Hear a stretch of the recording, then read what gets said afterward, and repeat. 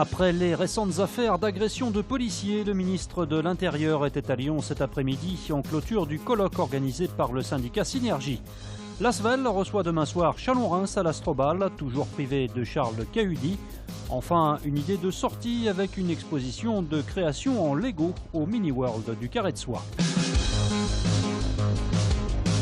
J'ai pour ces hommes, pour ces femmes qui se battent pour assurer la sécurité des Français, qui exposent leur vie pour sauver celle des autres, une considération, une admiration profonde. Bernard Cazeneuve, ministre de l'Intérieur, était en visite à Lyon cet après-midi lors d'un colloque du syndicat policier Synergie. Il est notamment revenu sur l'agression au cocktail Molotov dans l'Essonne, au cours duquel ont été gravement blessés 2 policiers. D'abord, une pensée pour votre collègue qui lutte contre la mort et qui s'est comporté face à l'agression de barbares comme un héros. Il était accompagné d'une jeune collègue qui elle aussi a été grièvement blessée, qui se remet de ses blessures et qui est une jeune policière qui est dans une dignité, un sang-froid exceptionnel qui force mon admiration et qui force l'admiration de tous ses collègues. Des policiers dont le mal-être augmente et qui réclament plus de moyens et de fermeté. Nous sommes le dernier rempart de la démocratie et c'est bien souvent à nous qu'on s'attaque, mais ce rempart est en train petit à petit de s'effriter et il ne faudrait pas qu'il tombe vraiment. Il faut que la légitime défense soit revue, que l'inhibition qui bloque complètement nos collègues depuis 30 ans soit mise à mal et qu'on passe sur un vrai travail avec une liberté d'action pour les policiers sur le terrain. On en sait un peu plus sur le conducteur du camion qui est à l'origine du drame qui a coûté la vie à une fille de 2 ans hier à Condrieu.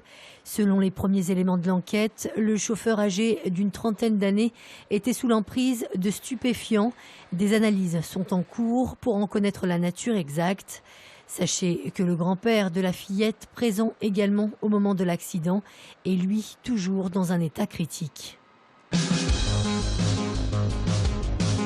6 mois de prison ferme, c'est la peine à laquelle a été condamné l'un des agresseurs des policiers du 8e arrondissement. Le 4 octobre dernier, une patrouille qui circulait en civil rue de Champagneux avait été prise à partie alors qu'elle était en train de procéder à une interpellation d'une prostituée. Un groupe d'une dizaine de personnes avait alors surgi, attaquant l'équipage qui avait finalement réussi à s'enfuir. Seulement 3 des auteurs ont pu être identifiés. Les 2 autres prévenus ont, eux, été condamnés à 6 mois de prison avec sursis. Ce match est très important. Ce sont des matchs où, effectivement, si on les lâche systématiquement, on va se mettre dans un trou. Il y a quand même, moralement, une spirale qui peut se créer à terme. Rebondir vite pour éviter la spirale de la défaite après Pau, c'est l'objectif de l'Asvel qui reçoit Chalon-Reims demain soir à l'Astrobal pour la 4e journée de Pro A. En théorie, un adversaire à sa portée, mais la Green Team, championne en titre, a la pression. C'est pas vraiment une pression, plus une motivation. C'est très motivant d'être le club qui a été champion l'année dernière. On sait que tout le monde va venir ici pour essayer de nous battre.